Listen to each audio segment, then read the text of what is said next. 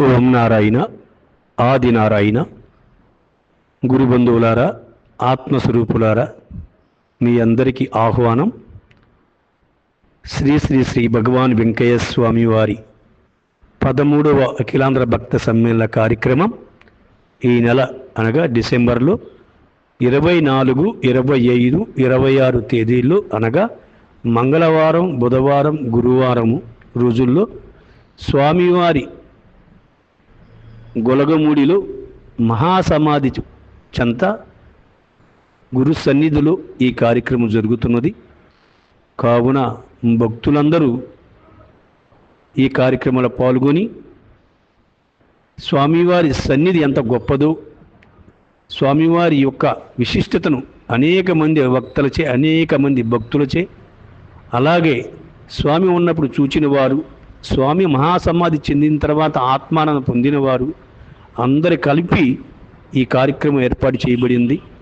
వారందరి యొక్క అనుభవాలని, ఈ విశిష్టతను తెలుసుకోవడానికి ప్రతి ఒక్కరు గురు సన్నిధానానికి ఈ కార్యక్రమానికి తప్పకుండా రావాల్సిందిగా కోరుతున్నాము. అలాగే ఉదాహరణకి సంక్రాంతి పండక్కి మన చుట్టాలు, బంధువులు అందరూ కలిసి ఎంత ఆనందంగా గడుపుతామో ఈ 3 రోజులు భగవాన్ వెంకయ్య స్వామి వారి సన్నిధానంలో అంతర్ముఖమైన ఆనందం పొందుతాము. ఇది సత్యము. స్వామివారి అనుగ్రహంతో పాటు అనేక మంది మహనీయుల అనుగ్రహం కూడా ఈ కార్యక్రమం పైన ఆశీర్వాదం ఉంది.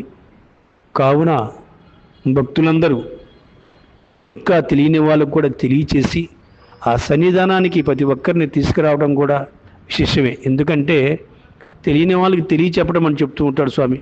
తెలియకపోతే చెప్పండి అయ్యా అంటాడు. అలాగే చెప్పి వారిని కూడా స్వామి పాదాల దగ్గరికి తీసుకురాగలిగితే వాళ్ళు కూడా సంతోషంగా ఉండి మీ పేరు ఎప్పుడూ చెప్పుకుంటూ ఉంటారు, పలానా వాళ్ళు నన్ను తీసుకెళ్ళారు స్వామి దగ్గరికి అని. అలాగే ఈ కార్యక్రమంకి మీ అందరూ కూడా తప్పకుండా రావాలని కోరుకుంటూ, స్వామి సేవలో